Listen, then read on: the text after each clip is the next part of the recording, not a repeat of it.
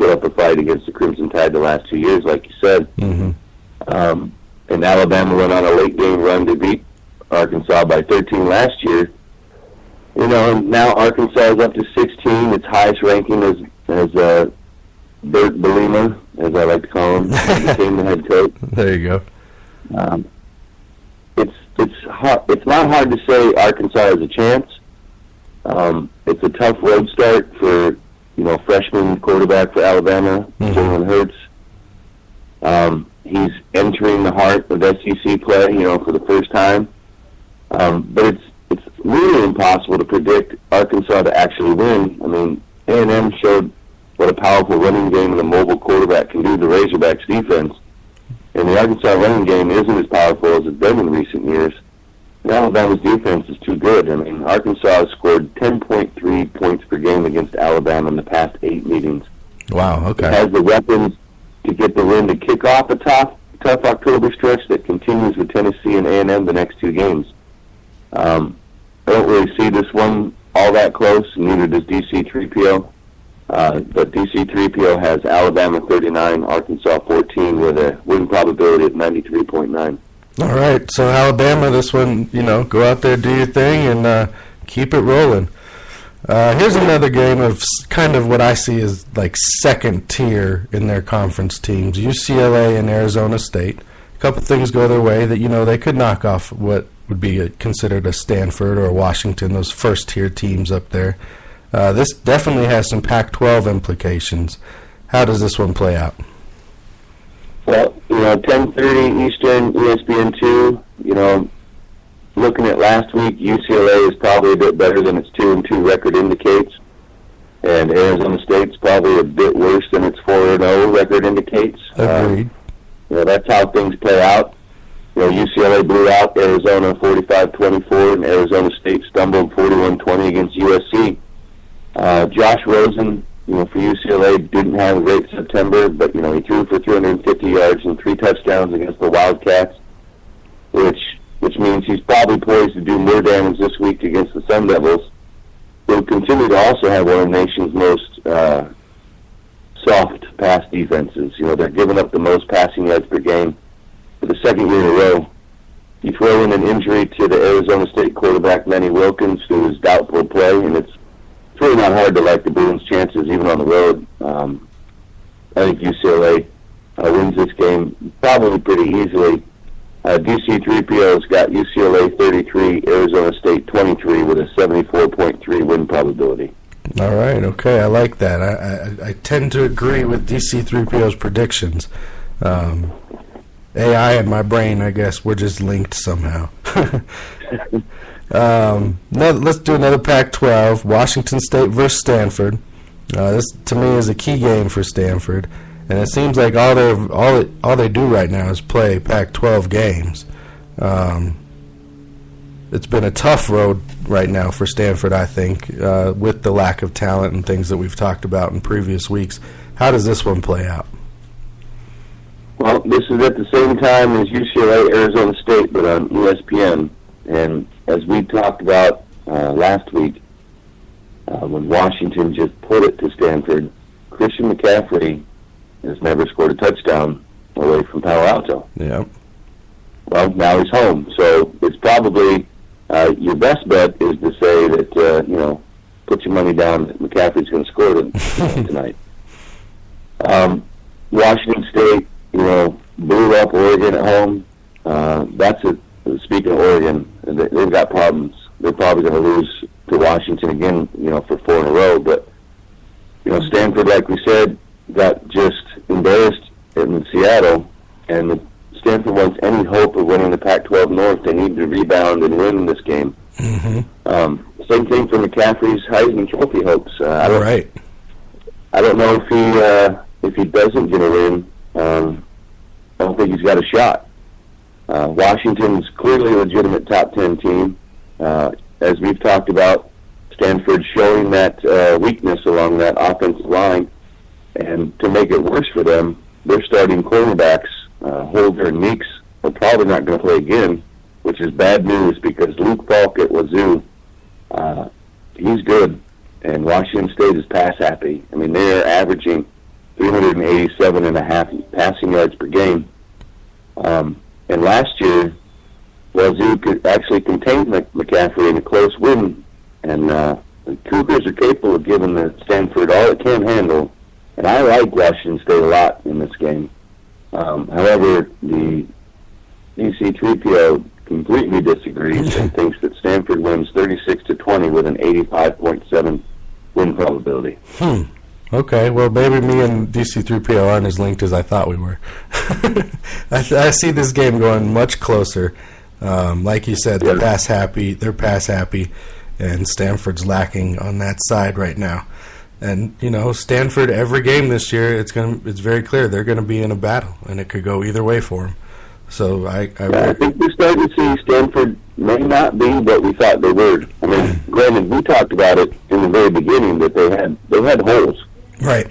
But it's not. They sure as heck did not deserve the preseason ranking. Yeah, clear. They were overshot there for sure. This game, upset alert game. This game, the last couple years, I've really gotten excited about. I don't know why I always want to see Indiana beat Ohio State, but I do. And that hasn't happened since, I think, the late 80s. Can Indiana steal one this year? Well, if you believe Urban Meyer when he called in to a show on Indiana, he said Indiana is the best defense that they will face, and that includes Oklahoma. I mean, it's Indiana. They're notoriously skewed towards the offense under Kevin Wilson. Right. The Hoosiers' talent certainly can't match Oklahoma's, but they played well this season, holding each of their first four opponents under 6 yards per play and giving up an average of 6.4 per play in 2015. But Indiana lost to Wake Forest, and that was kind of largely because of mistakes on offense. And they came back from behind to beat Michigan State last week in overtime. But really, here's the problem for Indiana. They have not seen anything like Ohio State's offense this season. Right. Michigan State is struggling. The Buckeyes, despite replacing 8 starters on each side of the ball, are looking better and better each week.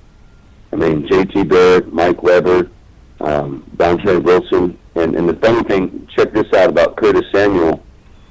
According to Sport Reference, he's the only player since 2000 to put up 300 rushing and receiving yards in the first 4 games.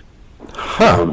The only hope for Ohio State is maybe, or for Indiana, is maybe that Ohio State's youth might lead to some kind of mistakes at some point, but when you watch Ohio State, this team is clicking and might be playing better than anyone in the country. I don't think this is going to be close. DC3PO doesn't think this is going to be close. It's a win probability for Ohio State at 99. But DC3PO has it Ohio State 44, Indiana 6. So it would be quite the upset if Indiana is able to pull it off. It would be a shocker. Very nice. All right, well, thank you very much for calling in, Chris. I appreciate your time this morning. We'll talk to you again next week. Got it. All right, bud. Enjoy your weekend. You too, sir. Later. Later on. All right, that was Chris Rupert from thedirtcannon.com calling in for the DC3PO college football kickoff. We do that every Saturday morning just to get you ready to go for the college football day ahead of you as we talk about it. On the other side of the break, we'll finish off that conversation about the LA Rams wanting to be the no-fly zone. And win. Build a better team with thedirtcannon.com. Use promo code RDST and... Hey guys, the NFL is back. It's time to win some cash playing fantasy football. TheDirtCannon.com is a local company that has your back. They have produced over 60% winners on FanDuel, DraftKings, and now even Yahoo. TheDirtCannon.com will help you build, play, and win. Build a better team with TheDirtCannon.com. Use promo code RDST and get $5 off forever. And try the silver membership this week for free. Visit thedirtcannon.com. Definitely check out thedirtcannon.com. They're a great company. They're doing great things. and they're helping people win their fantasies. If you want to win your fantasies, whether you got some money on the line and it's a day-to-day league, or whether it's just a friendly thing that you're doing on the side with some of your boys or at the office workshop, check them out. They'll help you out. Great articles they share, and their analytics are amazing. So definitely check that out. All right, speaking of analytics, speaking of numbers, we were talking about the LA Rams and how they want to take away the no-fly zone from the Denver Broncos. I picked 5 players from the Broncos and 6 players from the Rams secondaries. They were Aqib Talib, TJ Ward, Darren Stewart, Chris Harris, and Bradley Roby for the Broncos, and Tremaine Johnson, Maurice Alexander, TJ McDonald, EJ Gaines, Troy Hill, and LaMarcus Joyner for the Rams. Only name most people know, unless you're a serious NFL fan, would be Tremaine Johnson. Most people don't know the rest of those names, and that's fine. Everybody roots for their team. Some people, they're NFL fans and just kind of soak up everything. So, just on the name test alone, okay, they clearly can't take it on the name test. So you got to start looking at the numbers. So I looked through the Rams' numbers. They don't have any numbers. There's no numbers there. They have some passes defended. They have 2 interceptions. Their tackle numbers are low. There's just no numbers. I look at the Broncos' numbers. Talib's scoring touchdowns. They got interceptions. They got tackles. They have tackles for loss.